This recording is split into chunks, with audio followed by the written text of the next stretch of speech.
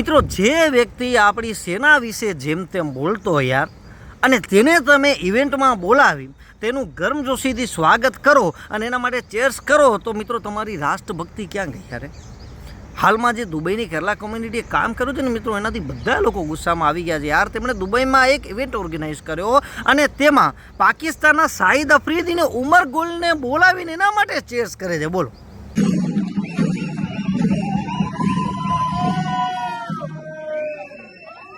તો શાહિદ અફ્રીદીએ વખાણ કરે છે કે યાર, હું તો ઘણી જગ્યાએ ટ્રાવેલ કર્યો, પરંતુ મને કેરલાના લોકો બહુ પસંદ છે.